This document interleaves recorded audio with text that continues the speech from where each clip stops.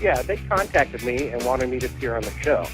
Then I pointed out that the way that they were proving me wrong was actually proving me right, and they got upset and didn't want my remarks on the air. They were using models of the lunar module and lighting them with electrical lighting and saying, look, the shadows intersect. See? So we're just proving the moon landing picture's authentic. What they actually proved was that the moon landing pictures were shot with an electrical light instead of the sunlight. That's the simple fact. Well, you know, the myth about the thing, the myth is that the moon landings are real. You have to understand, Lindbergh flew across the Atlantic in 1927. Back then, that was technologically going to the moon, flying an airplane across the Atlantic. Now, do you think it would be 50 years, half a century, 5 decades before any nation on Earth could again fly an airplane over the Atlantic?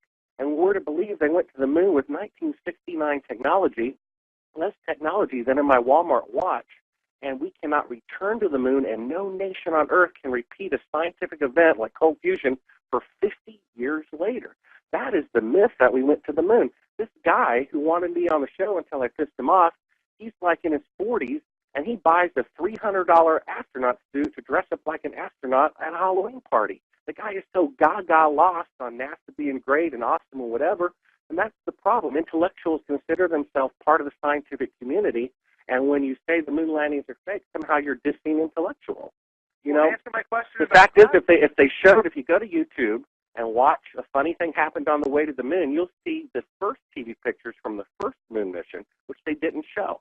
They showed the ones from the later missions when they put bungee cables on the guy and were able to jump higher. But if you show the first mission, like I do in my movie, you can see they were using slow motion.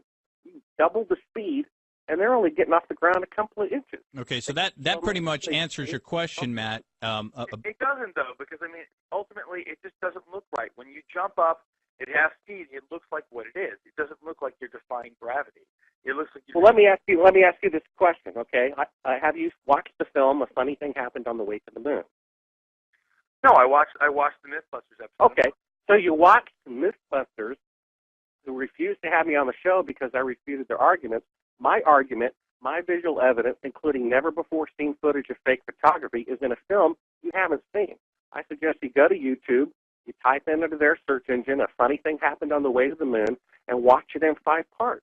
And watch the slow motion, and watch the double speed, and watch. Hold on. You're basing your argument on detractors without seeing the other side of the story.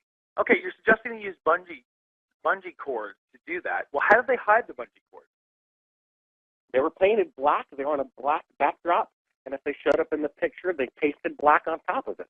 The Russians were too stupid to see that. That's why they couldn't tell. Well, I mean, the fact is, you can't have 50 years. Let's say someone drove an electric car from New York to Los Angeles. Would it be 50 years before anyone on Earth could create another electric car to do the same thing? You've got to understand how ridiculous going to the moon in 1969 technology is. People watching Star Trek and thinking beaming me up and going to other planets is a piece of cake. The space shuttle only goes 200 miles above the Earth, and it's killed 14 people. And yet we're to believe that 30 years earlier, they went 100,000% farther with 1/10 of the technology and never killed anybody. That's what is completely illogical. Bart, and again, Matt, thanks for the call. But as you can see, it brings up a lot of emotion, right? Because it just seems so. It just seems so ridiculous, and it gets people so upset because they just don't want to believe that they've been lied to by their government about something so historically important. But he brings up one interesting point, which is a great segue, Bart, before we do go into break, which I think we can cover. The Russians were more advanced than us at the time during the 60s in the space race, correct? Why didn't they go to the moon before us? Well, they had launched the first satellite, the first animal, the first man, the first woman, the first spacewalk, the first 2 or 3, the first 2 crafts at the same time. For every 100 hours we spent in space, they spent 500 hours. And yet they never publicly acknowledged sending a man to the moon. It is another source in another book that's, I think, titled How America Faked the Moon Landing that has documentation from retired Soviet cosmonauts that says they did send astronauts around the moon and they came back dead because of radiation poisoning. And they wouldn't report the failure. And, you know, this is interesting because the caller made it seem as though there would be multiple countries wanting to expose this, but those within the Well, that's circle, a great question. it is a That's good great question. though. So why don't you talk about that? I thought about here's the answer. Okay, let's say you have a picture of a prostitute and Obama together. Okay, You could give that to the media for free, right? sure. Then happy days and go about working your 9 to 5 minimum wage job, or you could blackmail them year after year, year after year, decade after decade, and milk it for everything it's worth.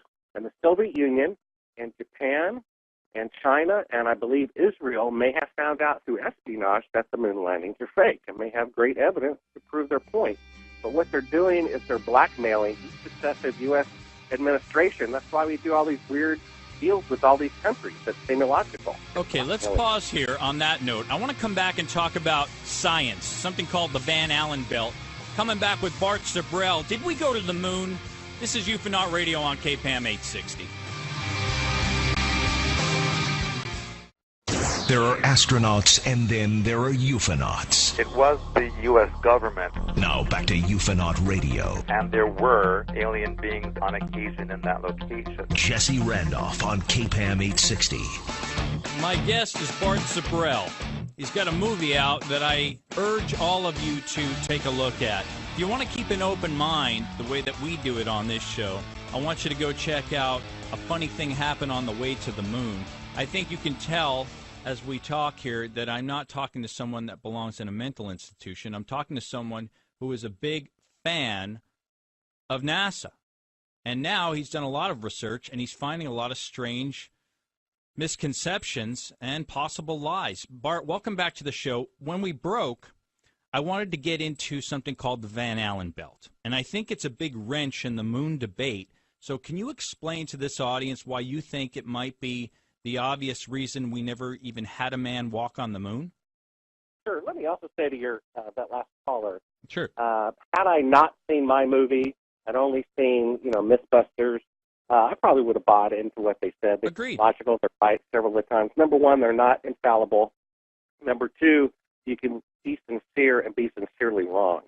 And they never aired their entire rebuttal was based on my film, but they never showed 1 second of it. Nope. We have footage in there, newly discovered footage, which I'm sure you'll bring up later, of them faking a shot in real time, behind the scenes, unedited, faking a shot of being halfway to the moon.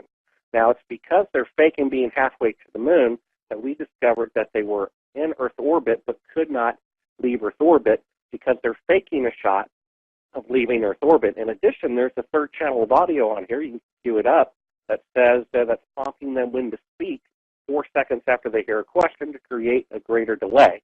So by faking being halfway to the moon, which we can talk about later, that means they cannot go halfway. There's got to be something that's prohibiting them from leaving Earth orbit. Now, your listeners have to understand, too, that in the entire manned space mission from China, United States, and the Soviet Union, the only time a human left Earth orbit would be going to the moon. The space shuttle and the space station, they're at 200 to 300 miles up, and that's as high as they go. If you had a globe, a foot globe, that'd be about a half an inch above the globe.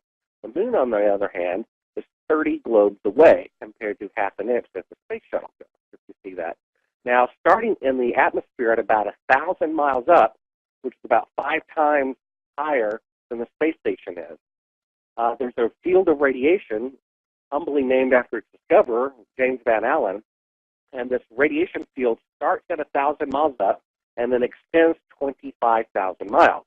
It is considered to be lethal radiation. Now, get this, in 1994, when the space shuttle was sent up to its highest altitude of 365 miles, it's some 600 miles below the beginning of the radiation was so bad they could see it with their eyes closed as sparks of light hitting the retinas of their closed eyes. They descended to a safer altitude, and CNN issued the following report, which I'll say word for word. It says, the radiation belt surrounding the Earth is more dangerous than previously believed. But no one connected the dots. So what does that mean? Previously believed is when the astronauts went through it. So how can our modern-day crew coming within 600 miles of the belt know more about it than people who were in it for 12 hours going to the moon and back? You see, if it's more dangerous than previously believed, and the people who are just getting near it, 600 miles away from it, know more about it than the Apollo astronauts. How can that be if the Apollo astronauts went through the radiation? Yeah, I found issues with this big time, especially when I watched your film and you did a really good diagram about showing that sort of bell curve about how no one has really left orbit and why. And which brings up another obvious question. First of all, I would love to hear NASA's response about the Van Allen belt. And also, I'd love to hear what NASA's response has been to the big question that most people ask me. It says, why we didn't return to the moon post-Apollo? Well, yeah. I mean, it's like when you were discovering, or America was discovering the West, someone, maybe went as far as the coast eventually, right? Okay. And they planted San Francisco, one of the big towns back then.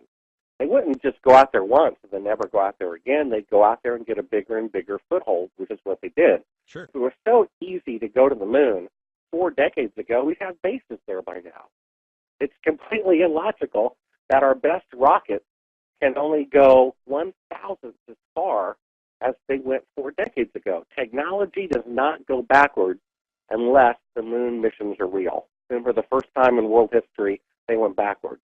They had a computer that was the most advanced at the time and was about 1/40th as fast as my Walmart watch. Right. Now, what they claim they did is that they were on the moon in the lunar module, and they synchronized it to the command module, which was allegedly orbiting the moon at 4,000 miles an hour. And they perfectly synchronized going from 0 to 4,000 miles per hour every single time with the computer 1/40th as powerful as my Walmart watch. If they were Go ahead. they were as much as a half a second off, they would have missed each other and died. And they did it perfectly 6 times in a row with that computer technology. Okay, let's talk technology. That's pretty Let's talk. amazing. It is. I usually use the iPhone as an example. You're using something a lot more low tech, and I usually tell folks from what I've learned from films like yours and others is that there's less technology. There was less technology, much less, in the LEM, the lunar lander, than your iPhone. Correct?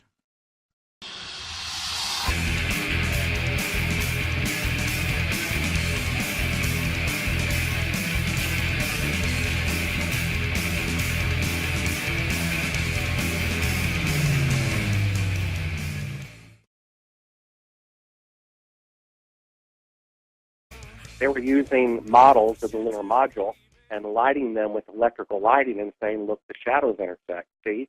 So we're just proving the moon landing picture's authentic. What they actually proved was that the moon landing pictures were shot with an electrical light instead of the sunlight. Airplane across the Atlantic. Now, do you think it would be 50 years, half a century, 5 decades before any nation on Earth could again fly an airplane over the Atlantic? And we're to believe they went to the moon with 1960. That's the simple fact. Well, the myth about the thing, the myth is that the moon landings are real. You have to understand, Lindbergh flew across the Atlantic in 1927. Back then, that was technologically going to the moon, flying it.